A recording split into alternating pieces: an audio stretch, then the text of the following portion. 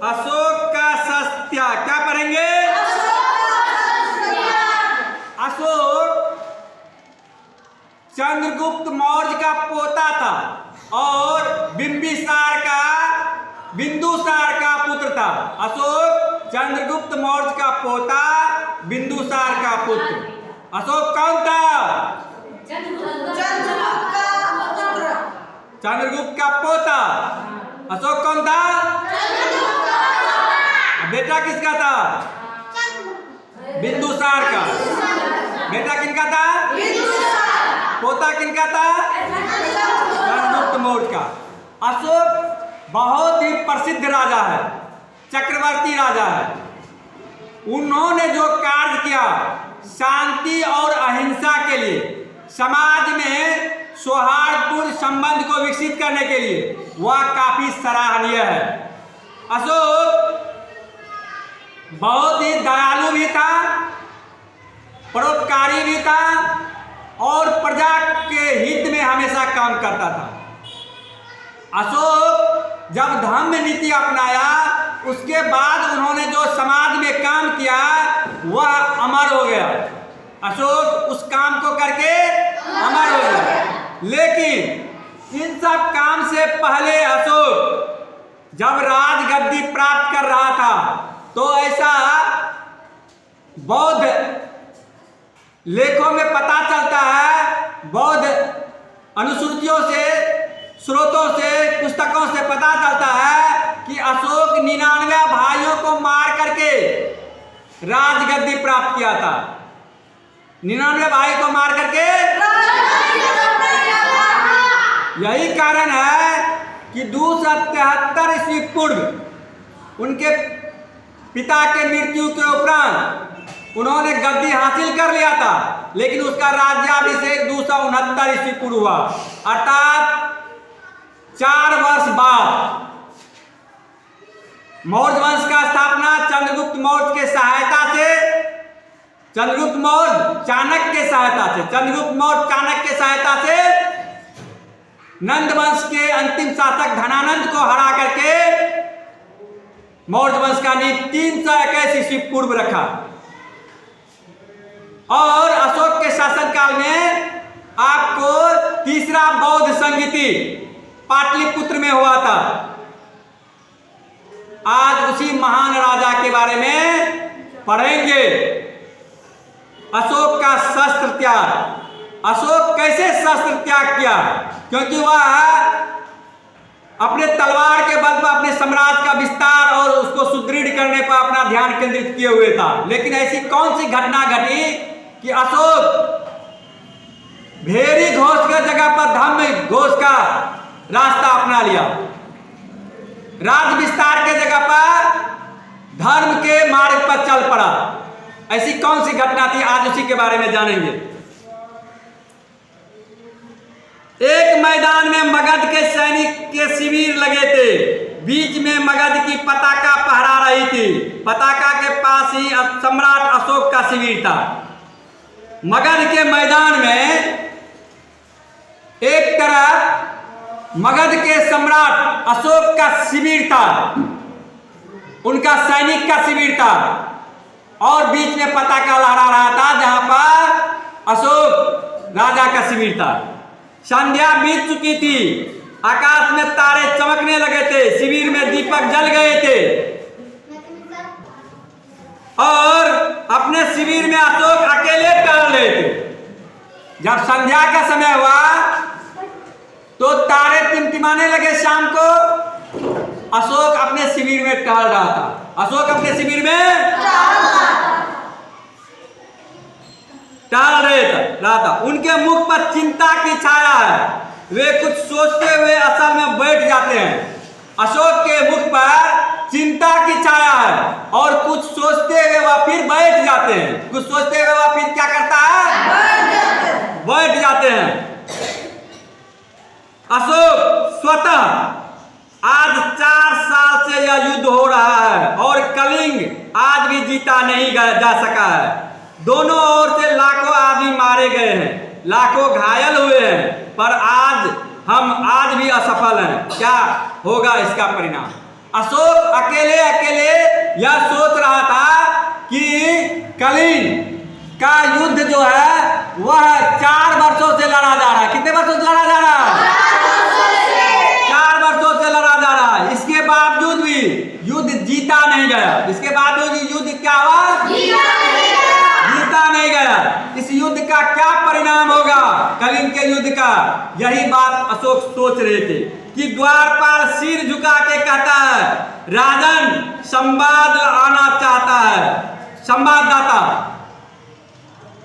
द्वारपाल आता है, कहता है राजन संवाददाता आए हैं, वह संवाद लेकर के वह आपको देना चाहता है। कौन कहते हैं? द्वारपाल कहते हैं। कौन कहते हैं? अशोक कहता है आने दो उसको। अशोक कहता है आने दो उसको। अशोक प्रसन्नता पूर्वक पूछता है, क्या पूछता है? संवाददाता जब आता है अंदर प्रवेश करता है तब कहता है महाराज अशोक की जय हो। महाराज अशोक की संवाद है, शुभ समाचार ही है। गुप्तचर समाचार लाया है कि कलिंग के महाराजा लड़ाई में मारे गए। अशोक के संवाददाता आते हैं, कहता है गुप्तचर ने संवाद लाया है कि कलिंग के राजा मारे गए युद्ध में। कलिंग के राजा युद्ध में मारे गए हैं। अशोक का प्रसन्नता पूर्वक कहता मारे गए तो मगध की विजय हुई, कलिंग जीत लिया गया, ये तो बड़ी खुशी की बात है। अशोक कहता है जब कलिंग का राजा मारा गया तो ये तो बड़ी खुशी की बात है कि आज हम लोग जीत गए। अशोक बोलते हैं क्यों नहीं, तुम चुप क्यों हो? अब संवाददाता तो चुप हो गया इस बात पर। तब पूछता है संवाददाता से अशोक तुम चुप क्यों हो गया है? तुम चुप क्यों हो गया है? जोर से बोलेंगे। कौन क्या बोला? तुम चुप क्यों हो गए? संवाददाता धीरे से, बोलूं क्या महाराज, कलिंग दुर्ग के फाटक आज भी बंद है, फिर किस मुंह से कहूं कि कलिंग जीत लिया गया? संवाददाता कहता है महाराज मैं क्या बोलूं, आज भी कलिंग के दरवाजे बंद हैं। महाराज भले मारा गया है लेकिन दरवाजा अभी तक बंद है। मैं कैसे कहूं कि कलिंग जीत लिया गया है? मैं कैसे कहूं कि कलिंग जीत लिया गया है? अशोक उत्तेजित होकर बोलता है कलिंग के फाटक आज भी बंद है। अशोक जो है उत्तेजना में उत्तेजित होकर कहता क्या कलिंग के फाटक आज भी बंद है? संवाददाता कहता है हाँ महाराज कलिंग के फाटक आज भी बंद है। कलिंग के फाटक आज भी बंद है। अशोक उत्तेजित होकर खड़े होते हैं और बोलता है बंद है तो खुल जाएगा, जाओ जाकर सेनापति से कह दो कि कल सेना का संचालन मैं स्वयं करूंगा। अशोक कहता है अगर बंद है तो खुल जाएगा, जाओ सेनापति से कह दो कि कल का युद्ध का संचालन मैं खुद करूंगा। कल के युद्ध का संचालन मैं खुद करूंगा। कल या तो कलिंग के दुर्ग का फाटक खुल जाएंगे या मगध की सेना वापस चली जाएगी। जाओ, हाथ से जानने का संकेत देता है अशोक संवाददाता को, जाओ संकेत देता है संवाददाता को अशोक। उसके बाद दूसरे दिन प्रातः काल का समय शस्त्र सज्जित होकर अशोक घोड़े पर बैठ करके उनके पास उनका सेनापति आता है। दूसरे दिन प्रातः का समय था, शस्त्र सज्जित अशोक घोड़े पर बैठे हैं। दूसरे दिन अशोक अपने घोड़े पर शस्त्र के साथ बैठा हुआ है। उनका सेनापति पास आता है, सामने कलिंग का दुर्ग है जिसके फाटक क्या है? बंद है। जिसके फाटक क्या है? बंद है। अशोक मेरे वीर सैनिकों, आज 4 साल से युद्ध हो रहा है, फिर भी हम इस युद्ध कलिंग को जीत नहीं पाए। इसके किसी दुर्ग पर मगध की पताका नहीं फहरा रही है। कलिंग के महाराजा मारे गए हैं, उनके सेनापति पहले ही कैद हो चुके हैं, फिर भी कलिंग आत्मसमर्पण नहीं कर रहा है। आओ आज हम अपनी मातृभूमि की शपथ लेकर के प्रण करें कि या तो हम कलिंग के दुर्ग पर अपना अधिकार कर लेंगे या सदा के लिए मृत्यु के गोद में सो जाएंगे। अशोक कहता है, अपने सैनिकों को। कौन कहता है? बढ़िया सा आवाज आया नहीं। कौन कहता है? अशोक कहता है। कौन कहता है? अशोक कहता है। अशोक कहता है आज या तो कलिंग का फाटक खुलेगा या नहीं तो सदा के लिए वीर गति को हम लोग प्राप्त करेंगे, क्योंकि कलिंग का सेनापति को पहले ही गिरफ्तार किया जा चुका है, जबकि कलिंग का महाराजा मारा गया है। इसके बाद भी आज तक फाटक नहीं खुल पाया है और मगध साम्राज्य का एक भी पताका कलिंग पर नहीं फहरा पाया है। इसलिए आज हम लोग प्रण करते हैं या तो कलिंग का फाटक खुलेगा या हम लोग मृत्यु के गोद में समा जाएंगे, वीर गति को प्राप्त करेंगे। अशोक कहता अपने सैनिकों को। अशोक किसको कहता? सब सैनिक तलवार खींचकर मगध की जय हो, सम्राट अशोक की जय हो नारे लगाने लगे।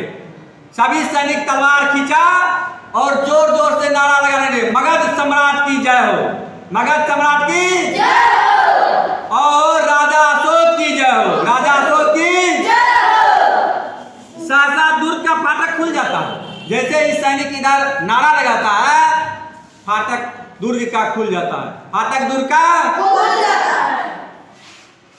सब आश्चर्य से इधर उधर देखने लगते हैं। उनकी तलवारें खिंची की खिंची रह जाती है। शस्त्र से सुसज्जित स्त्रियों की विशाल सेना फाटक के बाहर निकलने लगती है।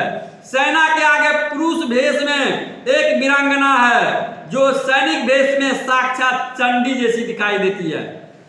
अब जब कलिंग का फाटक खुला तो हजारों की संख्या में महिलाएं तलवार लेकर के आगे निकलती है और उसमें से एक वीरांगना पुरुष के भेष में तलवार लिए आगे आकर के खड़ी होती है। वह वीरांगना कोई और नहीं, वह कलिंग महाराज की रानी बेटी पद्मा थी। कलिंग महाराज की बेटी पद्मा थी। स्त्रियों की सेना अशोक की सेना से कुछ ही दूरी पर रुक जाती है। स्त्री की सेना अशोक की सेना से कुछ ही दूरी पर क्या होता है? रुक जाता है। अशोक के सिपाही मंत्र मुग्ध से देखते रह जाते हैं। अशोक भी चकित रह जाता है कि यह क्या हो गया। अशोक की सेना और अशोक भी उन स्त्री सैनिकों को देख करके मन मुग्ध हो जाता है। पद्मा आगे बढ़ो अपनी सेना से। बहिनों, तुम वीर कन्या, वीर भागिनी और वीर पत्नी हो। अपने सैनिकों पर जोश भरते हुए पद्मा कहती है, आगे बढ़ो बहन, तुम वीर सैनिक की पत्नी बहन और वीरांगना हो। आज दुश्मन का डट करके मुकाबला करेंगे। ये पद्मा कहती है। कौन कहती है? जिस सेना ने तुम्हारे पिता, भाई, पुत्र और पति की हत्या की है। क्योंकि मगध सम्राट अशोक के सैनिक कलिंग के सैनिकों को मारा था युद्ध में, तो कलिंग महाराज की पुत्री जो कि सेना का नेतृत्व कर रही थी कहती है, वीरांगना बहन आगे बढ़ो, जिसने तुम्हारे पुत्र का हत्या किया है, तुम्हारे पिता का हत्या किया है, तुम्हारे पति का हत्या किया है, आज वह हत्यारा तुम्हारे सामने है, चलो बदला लेंगे, चलो वह तुम्हारे सामने करी है, आज उसी से तुम्हें लोहा लेना है, आज उसी से तुम्हें तुम प्रण करो कि अपनी जननी जन्मभूमि को पराधीन होने नहीं देगी। तुम सदा के लिए अपनी आंख बंद कर लेगी, लेकिन अपने मातृभूमि को पराधीन नहीं होने देगी। अशोक स्वतः, यह कौन है? अशोक महाराज स्वतः कहता है कि यह कौन है? क्या साक्षात दुर्गा कलिंग की रक्षा करने के लिए युद्ध भूमि में उतर आई है? अशोक कहता है। कौन कहता है? अशोक कहता है, क्या साक्षात दुर्गा कलिंग की रक्षा करने आई है? कौन रक्षा करने आई है? दुर्गा। कौन? किसकी रक्षा करने आई है? कलिंग का। ये अशोक कहता है। शेष सैनिक भी सभी स्त्रियां हैं। क्या स्त्रियों से भी युद्ध करना होगा? क्या अशोक को स्त्री का भी वध करना होगा?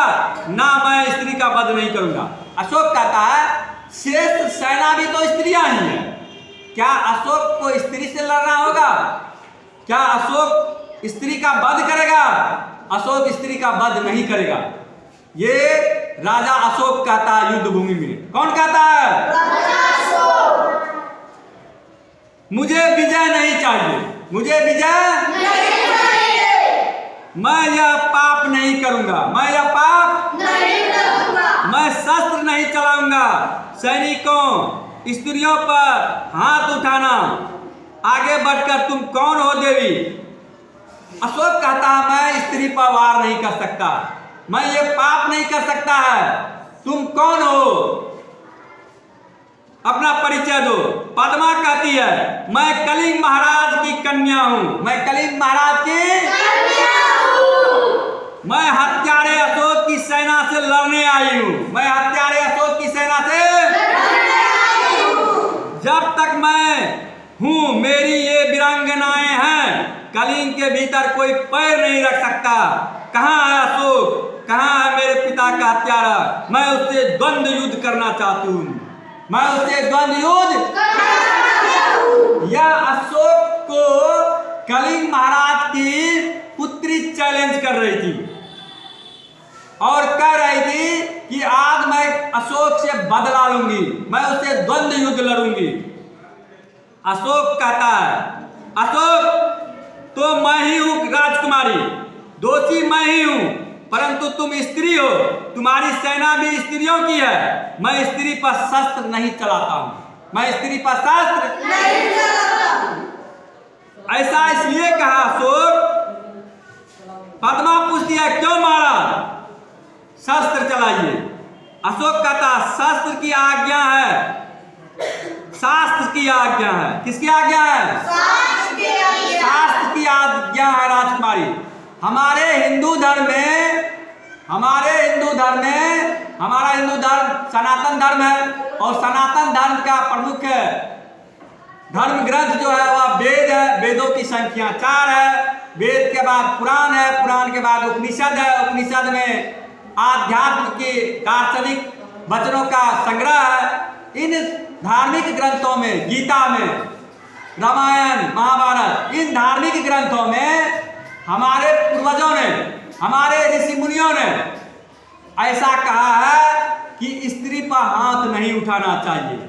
हमारे शास्त्र में स्त्रियों पर हाथ उठाना पाप माना गया है। इसलिए मैं स्त्री से युद्ध नहीं करूंगा, इसलिए मैं स्त्री से युद्ध नहीं करूंगा। ये अशोक पद्मा को कहता है। ये अशोक किसको कहता है? पद्मा कहती है ओ शास्त्र की आज्ञा है कि तुम निरपराधियों की हत्या करो। शास्त्र की आज्ञा है कि तुम अपनी विजय लालसा पूरी करने के लिए लाखों माताओं की गोद सुनी कर दो, लाखों स्त्रियों की मांग का सिंदूर पोंछ दो, फूंक दो उस शास्त्र को जो तुम्हें यह सिखाता है। पद्मा भी राजकुमारी थी, राजा की पुत्री थी। वह कहता है अच्छा महाराज अशोक आपको स्त्रियों पर तलवार चलाने के लिए धर्म ग्रंथ तो नहीं सिखाता है, तो फिर क्या आपको स्त्रियों को विधवा करना सिखाता है? क्या निरपराधियों की हत्या करना सिखाता है? क्या अपनी विजय लालसा के लिए लोगों की हत्या करना उचित है? मैं तुमसे शास्त्र सीखने नहीं आई हूं, शस्त्र से युद्ध करने आई हूं। यह पद्मा कहती है महाराज मैं आपसे शास्त्र सीखने नहीं आई हूं, मैं आपसे युद्ध करने आई हूं, मैं आपसे युद्ध करने आई हूं। तुम हत्यारे हो। अशोक को कहती है पद्मावती तुम हत्यारे हो, मेरे पिता की हत्या की है, हजारों सैनिकों की हत्या की है। मैं अपनी बलि चढ़ाकर भी तुम्हारी खून से अपनी प्यास बुझाऊंगा। पद्मा कहती है अपने सिपाहियों से कहो तुम तलवार उठाओ। कलिंग की स्त्रियां तुमसे कुछ नहीं चाहती, केवल युद्ध चाहती है, केवल युद्ध चाहती है। ये कलिंग की वीर सैनिकों की विधवा जो कि सैनिक वेश में युद्ध भूमि में उतर आई थी, उन्होंने कही। पद्मा क्यों सिर झुका? अशोक सिर झुका लेता है। अशोक क्या करता है युद्ध भूमि में? सिर झुका लेता है। पद्मा कहती है क्यों सिर झुका लिया महाराज? आपने सिर क्यों झुका लिया महाराज? मैं युद्ध चाहती हूं, केवल युद्ध चाहती हूं। आपके भीषण युद्ध की पूर्ण आहुति होगी। अशोक बहुत हो चुका राजकुमारी। अशोक कहता है बहुत हो चुका राजकुमारी, मैं अब युद्ध नहीं करूंगा। मैं अब युद्ध नहीं करूंगा, कभी युद्ध नहीं करूंगा, कभी युद्ध नहीं करूंगा, जीवन भर युद्ध नहीं करूंगा। तलवार नीचे फेंक देता है अशोक। पद्मा यह क्या महाराज? अशोक अपने सैनिक से तुम भी तलवारें नीचे फेंक दो। अशोक आदेश देता है अपने सैनिकों को, तुम भी अपनी तलवार फेंक दो। हमें युद्ध नहीं करना है, हमें युद्ध नहीं करना है। आज से अशोक तुम्हें कभी किसी पर आक्रमण करने की आज्ञा नहीं देगा। फेंक दो अपनी तलवारें। अपने सैनिकों को तलवार फेंक देने का आदेश देता है अशोक। पद्मा आगे बढ़कर मैं भुलावे में नहीं आ सकती महाराज, मैं तुमसे युद्ध करूंगी, मुझे अपने पिता का बदला लेना है। अशोक सिर झुका करके तो लीजिए बदला राजकुमारी, मैं अपराधी हूं। जिस अशोक ने लाखों का सिर काटा है और जिस अशोक का सिर आज तक किसी के आगे नहीं झुका है, वह आपके आगे नतमस्तक है। काट लीजिए इस सिर को। मैं हथियार नहीं उठाऊंगा, मेरी प्रतिज्ञा है और मेरी प्रतिज्ञा अटल है। ये अशोक कहता है। अशोक कहता है राजकुमारी, ये अशोक आपके आगे सिर झुकाता है। आप मेरे सिर को काट करके आप बदला ले लीजिए, लेकिन मैं प्रण करता हूं किसी स्त्री पर शस्त्र नहीं उठा सकता तो नहीं उठा सकता। मैं जीवन में आप दोबारा युद्ध नहीं करूंगा, नहीं करूंगा। आपको बदला लेना है तो आप हथियार उठाइए और मेरे सिर को काटिए। पद्मा कहती है तो जाइए महाराज। स्त्रियां भी निहत्थे पर वार नहीं करती है। कलिंग राजकुमारी पद्मा कहती है ठीक है महाराज, अगर आप युद्ध नहीं कर सकते हैं तो जाइए, क्योंकि निहत्थे पर कलिंग का राजकुमारी पद्मा भी, पद्मा स्त्री सैनिक पद्मा निहत्थे पर वार नहीं करता है, निहत्थे पर वार नहीं करता है। प्रतिज्ञा, आप अपनी प्रतिज्ञा की रक्षा के लिए जीवित रहिए। आप अपनी प्रतिज्ञा की रक्षा के लिए जीवित रहिए। पद्मा अपनी स्त्रियों की सेना के साथ दुर्ग में चली जाती है। पद्मा अपने स्त्रियों की सेना के साथ अपने दुर्ग में चली जाती है। अशोक और उसके सभी सरदार पीले वस्त्र धारण किए हुए हैं। उनके सामने एक बौद्ध भिक्षु बैठे हुए हैं। तीसरा दृश्य जब आता है, जब अशोक शस्त्र को त्याग दिया, तब उसके सामने में कुछ बौद्ध भिक्षु को बुलाया जाता है। किसको बुलाया जाता है? बौद्ध भिक्षु को। बौद्ध भिक्षु आते हैं। बौद्ध भिक्षु अशोक से कहो मैं प्रतिज्ञा करता हूं। बौद्ध भिक्षु अशोक को कहता है कहो मैं प्रतिज्ञा करता हूं। कहो मैं प्रतिज्ञा करता हूं। जोर से बोलेंगे कहो मैं प्रतिज्ञा करता हूं। अशोक कहता है मैं प्रतिज्ञा करता हूं। बौद्ध भिक्षु कहता जब तक मेरे शरीर में प्राण रहेंगे। अशोक कहता जब तक मेरे शरीर में प्राण रहेंगे। बौद्ध भिक्षु कहता अहिंसा ही मेरा धर्म होगा। अहिंसा ही मेरा धर्म होगा। अशोक कहता है अहिंसा ही मेरा धर्म होगा। अशोक भिक्षु मैं सबसे प्रेम करूंगा और मेरी करुणा का सदा व्रत आप सबों को मिलेगा। अशोक कहता मैं सबसे प्रेम करूंगा और मेरी करुणा का सदा व्रत आप सबों को मिलेगा। बौद्ध भिक्षु प्रतिज्ञा करो कि जब तक जीवित रहूंगा अपनी प्रजा की भलाई करूंगा, सब प्राणियों को सुख और शांति पहुंचाने का प्रयास करूंगा, सब धर्मों को समान दृष्टि से देखूंगा। अशोक कहता है मैं प्रतिज्ञा करता हूं कि शक्ति भर अपनी प्रजा का आज्ञा का पालन करूंगा और सभी के सुख दुख का ख्याल रखूंगा।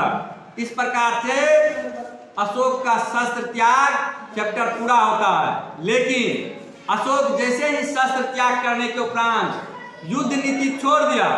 ध्यान से सुनेंगे, युद्ध नीति छोड़ दिया और धर्म के मार्ग पर चला, क्योंकि हमारे भारत में विभिन्न धर्म, समुदाय, जाति, पंथ के लोग रहते हैं, विविधता से भरा हुआ है हमारा समाज।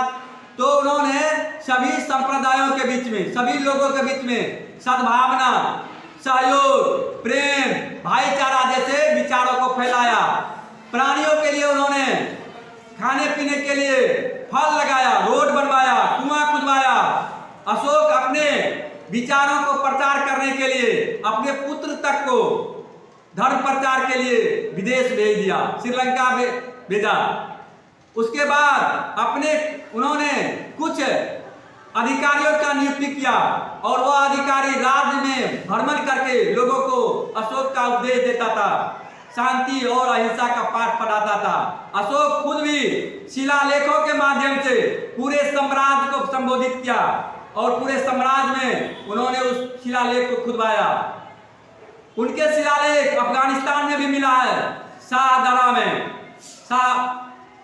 और मनसेरा में, दक्षिण भारत में भी मिला है। उनके इन शिलालेख से पता चलता है कि अशोक का साम्राज्य बहुत विशाल था, बहुत दूर तक फैला हुआ था। पाकिस्तान, अफगानिस्तान भी भारत का हिस्सा था। लेकिन इतना विशाल साम्राज्य अशोक के मृत्यु के 50 वर्ष के अंदर ही खत्म हो गया और उसका सेनापति पुष्यमित्र शुंग ने अशोक के वंशज और मौर्य साम्राज्य के अंतिम राजा बृहदत्त की हत्या करके शुंग वंश का नींव डाला। कहने का मतलब है कि अशोक एक धर्म प्रचारक और धार्मिक नेता के रूप में प्रसिद्ध हो गया। उनके विचार से समाज को काफी फायदा हुआ, लेकिन जैसे ही तलवार को त्याग दिया गया, इस वजह से अशोक का साम्राज्य छिन्न भिन्न हो गया और धीरे धीरे करके सारे साम्राज्य का क्षेत्र उसका स्वतंत्र होने लगा। लेकिन अशोक कुछ ऐसे काम किए जो आज भी याद किए जाते हैं। अशोक ने बरार की पहाड़ी में पहाड़ को काट करके गुफा बनवाया, उसमें जो पॉलिश किया उन्होंने, आज तक वैसी तकनीक भारत नहीं खोज सका है। ऐसी उम्दा पॉलिश था वो, आज भी उसकी चमक टिका नहीं पड़ा है। बरार की पहाड़ी में उन्होंने विश्व झोपड़ी सुदामा जैसे गुफा खोदा, आज भी वह देखने में रमणीय है और अशोक की याद दिलाता है। ऐसे महान सम्राट अशोक को शत शत नमन। उसके सम्मान में तालियों से उसका स्वागत किया जाए।